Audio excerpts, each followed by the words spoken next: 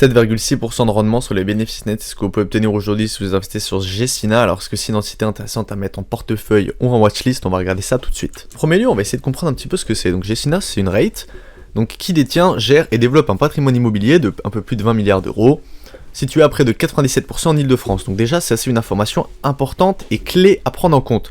Donc on sait que l'immobilier en Ile-de-France, déjà de 1, a la possibilité d'être beaucoup plus coté, la possibilité de représenter beaucoup plus d'argent, ce qui fait qu'un immobilier qui représente en Ile-de-France ou qui est présente en Provence-Alpes-Côte d'Azur vaut à peu près 3 fois le même prix. Ensuite, elle compte à peu près 500 salariés et donc elle gère son activité autour du premier patrimoine de bureaux de France et d'Europe et d'un patrimoine d'actifs résidentiels et de résidences pour étudiants qui compte à peu près 9000 logements. Donc on est sur une entreprise qui donc depuis un certain moment connaît une vague baissière, donc depuis 2020, on l'avait vu ici, ensuite avec la remontée des taux à ce niveau-là, et ensuite une baisse, une montée à ce niveau-là, et ici, voilà, donc là on a des volumes qui ont été assez forts à ce niveau-là, même si on a eu des plus 0,5, plus 0,2, etc., donc des faibles volumes. Qu'est-ce qui s'est passé? Donc je pense que vous l'avez vu hier, le FOMC, donc avec possiblement une baisse des taux début juin, avec 25 points de base, donc à peu près 3 fois, donc moins 75% sur la Fed, on est à peu près sur un peu plus de 400 points de base, donc c'est pas énorme, mais c'est le début de la baisse des taux. Donc potentiellement, peut-être que chez Gecina, ça pourrait aller. Maintenant, on sait que c'est de l'immobilier de bureau. Donc si vous avez déjà vu mes vidéos sur ICAD, vous savez qu'évidemment, les rates de bureau, en ce moment, elles ont tendance à souffrir. Pourquoi? On sait que depuis le Covid, il y a eu une désertion des rates de bureau. On a eu un peu plus de travail à la maison, on a eu beaucoup plus de télétravail, donc on sait que c'est une entreprise qui a eu tendance à souffrir. Maintenant, est-ce qu'on a un chiffre d'affaires qui continue d'augmenter? Effectivement, c'est le cas. C'est-à-dire qu'en 2021 et 2022, même si les coûts de l'immobilier sont beaucoup plus chers, on arrive toujours à bien s'en sortir. Maintenant, en termes de revenus hors exploitation, on voit qu'on a eu des dépréciations assez fortes sur 2023. Donc après, ce qui nous fait baisser notre revenu net, mais nous, ça ne nous intéresse pas. Nous, on veut savoir la FFO, à quel niveau il est. Donc on est à peu près sur un cash des activités d'exploitation au même niveau, voire un tout petit peu plus bas que 2018. C'est-à-dire qu'on revient quand même sur 4 ans, 5 ans, 6 ans en arrière pour retrouver le même niveau de cash lié aux activités d'exploitation. Ensuite, qu'est-ce qu'on fait avec cet argent? Donc on a des dépenses d'immobilisation toujours importantes, on a de la vente d'entreprise et on a de l'achat de placement. Donc ça, de toute façon, ça ne nous étonnait pas. Maintenant, en termes de bilan, on est à combien de dettes? On est à 6,34, donc on voit que notre dette diminue depuis le temps, et on a un total d'actifs qui, à peu près, est au même niveau. Voilà, donc on a des baisses d'actifs ici, donc qu'est-ce que ça représente? Est-ce que c'est des baisses de liquidité? Ça n'a pas l'air d'être le cas. Est-ce que c'est des scissions d'actifs? Je pense que c'est beaucoup plus le cas. C'est-à-dire que là, en ce moment, voilà, l'entreprise ne s'en sort peut-être pas extrêmement bien, donc on a de la cession d'actifs. Le nombre d'actions, est-ce qu'il augmente ou est-ce qu'il diminue? Il augmente, de toute façon c'est une des manières de se financer, donc ça c'est normal. Est-ce que le dividende augmente ou pas? On a un dividende qui est stable depuis un certain moment, 5,30, c'est-à-dire que c'est une rate qui n'augmente pas son dividende. Donc on a un versement 2 fois dans l'année, donc c'est pas forcément extrêmement bon. Maintenant, en termes de revenus, est-ce qu'on a une augmentation? D'après les analystes, on est une augmentation tendancielle extrêmement faible, c'est-à-dire à peu près peut-être de plus de 2% par an. En termes de revenus, on voit que le résidentiel, ça représente à peu près 20% de notre chiffre d'affaires, et le reste va être fait par des rates de bureaux. Je pense que dans le résidentiel, on a récupéré Student Residence, qui avant représentait 1%, c'est-à-dire rien du tout. On va aller regarder ici donc les résultats 2023, résultats récurrents nets en hausse de 8%, donc à 6 € au-dessus de la guidance, 100% des livraisons 2023-2024 déjà louées ou prélouées, ce qui correspond à peu près à 100 000 m², donc c'est extrêmement bon. On a un dividende qui est à 5,3, toujours au même niveau, c'est-à-dire qu'on répercute là, on est beaucoup plus dans, je pense, un 80% de taux de renta. On va essayer de voir ça, donc 5,3 fois 100 divisé par 6, on arrive à peu près à 88%, donc voilà, on vous distribue entre 90% des résultats nets, c'est-à-dire à peu près comme une rate aux États-Unis. On a une surperformance locative louée ou relouée, voilà, donc là on est sur des informations assez peu importantes quand même pour nous. Allocation de capital décisive, positionnement idéal du groupe face à une nouvelle réalité de marché. On a 1,3 milliard de cessions en prime de 8%, ça c'est ce qu'on avait vu. Donc en prime de 8%, c'est-à-dire qu'évidemment l'immobilier qu'on avait, étant donné qu'il est en Ile-de-France, et ben même si c'est de l'immobilier de bureau, on a fait une prime.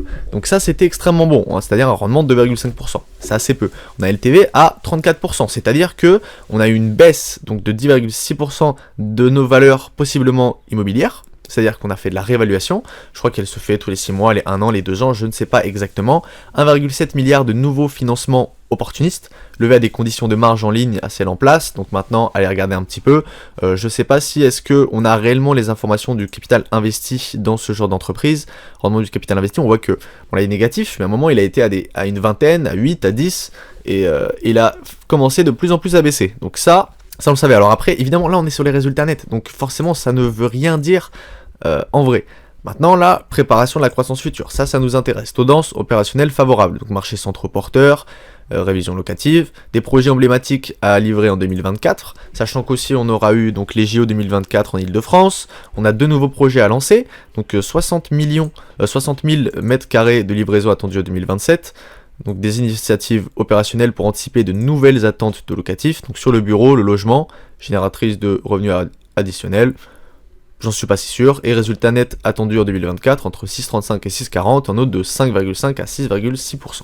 C'est assez bon, hein, si on voit à combien est-ce qu'elle s'endette à peu près, on va aller quand même regarder en moyenne, donc on a sur une dette qui correspond à 6,39 milliards, on va aller voir à peu près notre revenu hors exploitation, charge d'intérêt sur la dette, on est à peu près sur 16, donc sur une année, on va aller à peu près le mettre sur une centaine de millions, sur une dette qui correspond à peu près à 6,39, une centaine de millions, ça correspond quand même à pas grand chose. Alors donc on est sur du 1,63% à peu près de taux de remboursement sur la dette, donc de frais sur la dette, c'est vraiment assez peu. Donc on voit que la dette n'est pas un problème pour cette entreprise. Maintenant, nous, j'aimerais bien quand même savoir les pourcentages à peu près de location, etc. Ça n'a pas l'air d'être des informations extrêmement importantes pour eux, parce qu'elles ne sont pas présentées au départ, c'est quand même assez dommage. Donc on le voit ici, spécialiste des centrales d'usage, exploite des lieux de vie innovants et durables, société développe un portefeuille unique au cœur des zones centrales de la région parisienne, plus de 1,2 million de mètres carrés de bureaux, plus de 9000 logements, près des 3/4 se situent dans Paris Intramuros ou à Neuilly-sur-Seine, donc on est réellement sur certains endroits qui valent vraiment quelque chose. On est valorisé à 17,1 milliards à la fin 2023, donc ça c'est ce qu'on avait vu, donc avec beaucoup de cessions d'actifs, et donc un remboursement de dette lié à ce niveau-là, donc c'est peut-être pour ça qu'on a des... C'est peut-être pour ça à ce niveau-là que ça baisse. Maintenant, en termes de marge locative, sur les bureaux, on est sur du 93%, on augmente, et sur le résidentiel, on passe de 81 à 80%. Donc on a quand même une marge locative qui augmente, cette progression s'explique essentiellement par la progression du taux d'occupation moyen, une meilleure réaffectation des charges venant compenser la hausse de la fiscalité locale. Donc je ne sais pas si ça, on prend en compte beaucoup plus, est-ce que c'est un pourcentage de taux d'occupation, ou est-ce que c'est une marge locative. Moi j'imagine que ça correspond beaucoup plus à un taux d'occupation. Donc en soi pour leur bureau c'est assez bon. Même si, évidemment, on savait que ça allait pas être le cas, finalement, elle s'en sort bien. Donc on a les zones centrales, Paris, Neuilly-sur-Seine et Boucle Sud, Paris Intramuros, on a même du Levallois. Donc hausse du taux d'occupation, donc ça on l'avait vu, loué et renégocié près de 151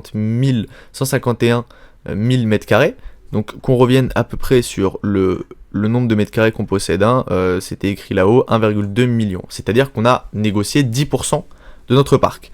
Depuis le début de l'année, soit près de 60% de l'activité commerciale enregistrée en 2022, je suis pas sûr de ça, mais donc on a renégocié 10%. Maintenant, à combien est-ce qu'on l'a augmenté ?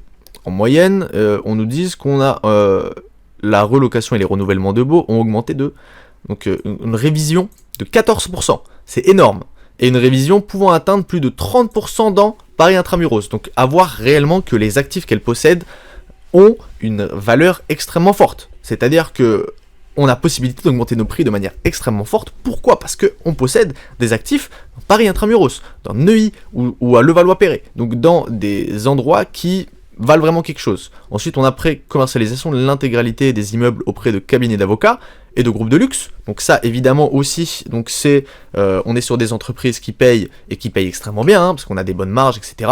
Pré-commercialisation de l'intégralité d'un immeuble acteur du private equity et des cabinets d'avocats. Donc en fait, on va aller beaucoup moins aller vendre ça à des entreprises, on va pas aller avoir du rate de bureaux comme pourrait l'avoir ICAD avec des hangars, des bureaux assez basiques.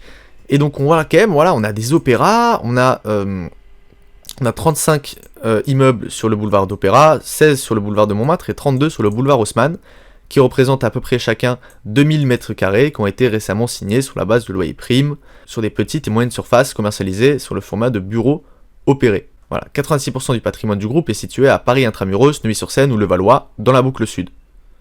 Principalement même à Boulogne-Billancourt, donc vraiment des endroits extrêmement bons. Croissance des loyers de bureaux à périmètre constant à 6,5% vs 4,6% en 2022. Et un taux d'occupation qui augmente de 0,8%. Donc vraiment, on est sur une entreprise qui arrive à avoir une capacité d'augmentation des loyers extrêmement forte. Donc ça, on l'a vu. Taux d'occupation financier, donc ça, c'est les informations qu'on avait vues peut-être un petit peu plus basses. Finalement, elles sont plus importantes que ce qu'on pensait. Vous voyez que taux d'occupation des bureaux, on arrive à peu près sur 93,7%. Sur la défense, on est sur 98%.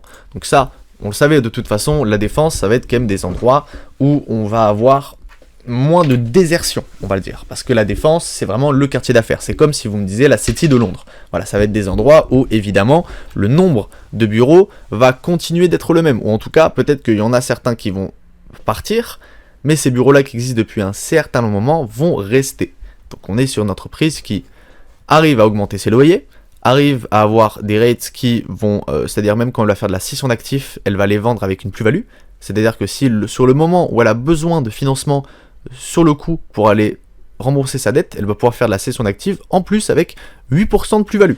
Donc on est sur une entreprise qui potentiellement s'en sort extrêmement bien. Maintenant, il faudrait faire des valorisations sur à peu près les dividendes, voir à peu près que sur une capitalisation boursière de 6,1, combien est-ce qu'on vous verse de dividendes en moyenne par rapport à l'action. Donc on vous verse 5,30€ en action sur du 92 euros, ce qui nous donne à peu près du 5,5% de rendement du dividende en PEA.